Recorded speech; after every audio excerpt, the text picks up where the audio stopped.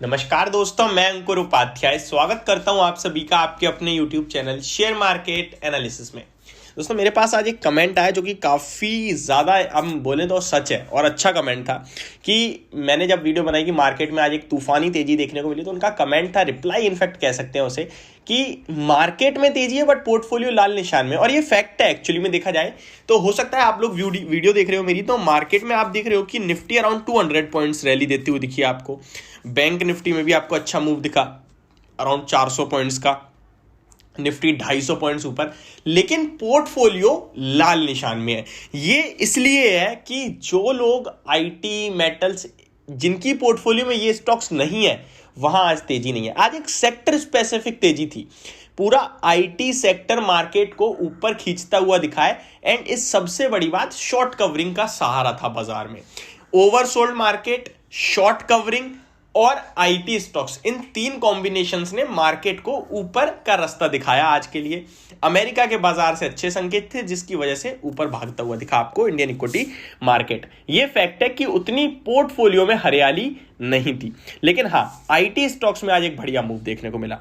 अभी मैं आप सभी के साथ एक ऐसे स्टॉक के बारे में बात करने जा रहा हूं जो कंटिन्यू गिरता ही जा रहा है, कंटिन्यू पूरी तरीके से इन्वेस्टर्स की वेल्थ को डिस्ट्रॉय कर दिया इस स्टॉक ने, और अभी भी ये गिर रहा है। इसको बाजार से फर्क नहीं पड़ता। बीच में 2 दिन उछला था काफी तेज 10%, और वो परसेंट जो 10 उछला था वो अगले दिन ही पूरी तरीके से गायब हुए और अब फिर से फ्रेश लोज लगा रहा है। इस स्टॉक को छोड़ दें, खरीदें, एवरेज करें, क्या करें? इनफैक्ट मेरी जो एप्लीकेशन है वहां भी बहुत सारे कमेंट्स इसी को लेकर आते हैं। मैं आपको पहले ही बता रहा हूं, मैं रिप्लाई नहीं करता हूं क्योंकि टाइम का शॉर्टेज है, बहुत उतना नहीं है समय।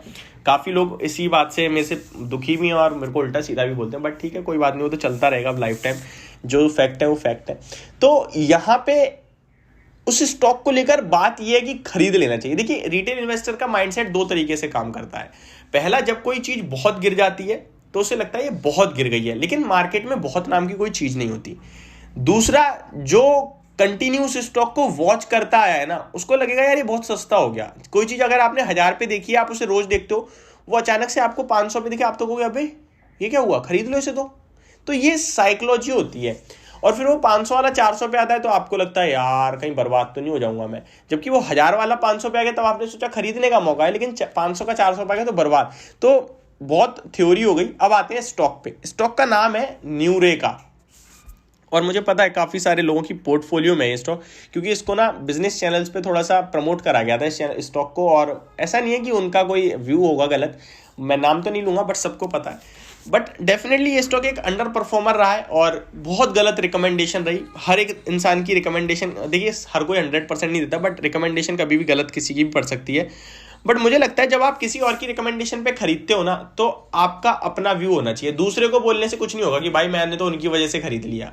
उनकी वजह से खरीदा तो आपका पैसा लग रहा है, आपका फर्ज बनता है ना स्टॉप लॉस रखने का, आपका फर्ज बनता है ना स्टॉक को चेक करने से पहले, खरीदने से पहले चेक करने का।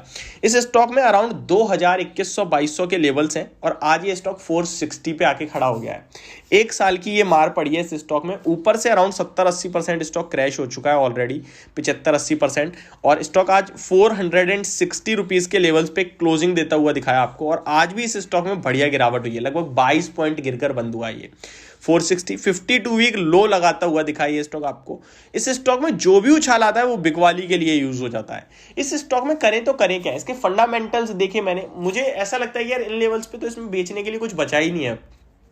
हालांकि मैंने फ्रेश एंट्री या फ्रेश लॉन्ग एवरेज के लिए तो मना करा था, बट बेचने के लिए कुछ दिखता ही नहीं है। तो मैं क्या बोलूँ, 500 रुपये पे था जिन पे मैंने वीडियो एक बार और बनाई थी आप लोगों के कहने पे, तब भी मैंने यही कहा था कि जिस पे है वो बेचे ना, बट जिस पे नहीं है वो खरीदे नहीं, और जिस पे है वो एवरेज ना करे। मतलब फ्रेश पैसा नहीं लगाना, क्योंकि हमें चीज़ें समझ नहीं आ रही। हम इसलिए रुके हुए हैं क्योंकि ऊपर से बहुत करेक्ट है। वही रिटेल इन्वेस्टर वाली थॉट प्रोसेस मेरा भी काम कर रहा है, लेकिन मेरा काम इसलिए कर रहा है क्योंकि मैं इसकी चीज़ें देख रहा हूँ ना, तो वहाँ मुझे ज़्यादा दिक्कत नहीं दिख रही। क्यों नहीं दिख रही आप वो समझिए।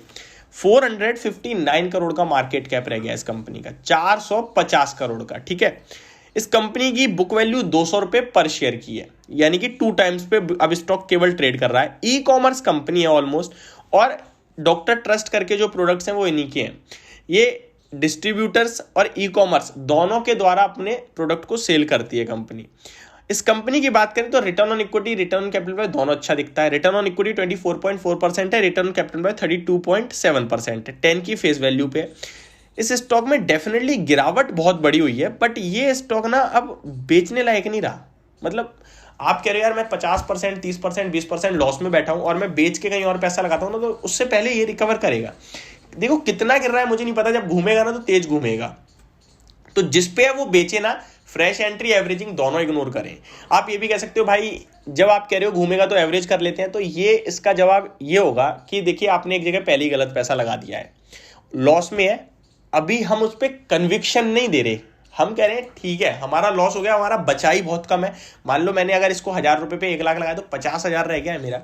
अब कैश में ना कंपनियां खत्म नहीं होती, देखो ये नहीं होता वो 1000 वाला 2 रुपये रह जाएगा, वो बहुत रेयर केसेस में होता है, होते हैं मार्केट में बट रेयर होते हैं। और इतना रेयर मुझे ये लगता नहीं है, क्योंकि इसका सब कुछ अच्छा ही दिखता है, रिटर्न ऑन इक्विटी वगैरह। तो अगर मैं कंपनी की ग्रोथ देखूं तो वो भी ठीक दिखती है। शेयर होल्डिंग पैटर्न चेक कर लेते हैं एक बार। प्रमोटर्स के पास 70% है और पिछले मार्च 2021 से 70% है, तो ये भी इंडिकेट ऐसा करता है कि ठीक है कोई इशू नहीं है। बट FIIs ने पूरा का पूरा माल बेचा है सितंबर क्वार्टर में। 12% का स्टेक था, केवल 1%, 1.5% रह गया है। और DIIs ने भी लगभग 5% का स्टेक बेचा है। तो ये स्टेक जो बिका है इसका सेलिंग प्रेशर है। बाकी मुझे लगता है इन लेवल से तो उछाल आना चाहिए, और उछाल में आपको निकलने की राय दूंगा मैं। तो ये होगी मेरी वीडियो। होप आपको समझ और पसंद दोनों आई होगी। Thank you so much for watching this video. Have a great day guys.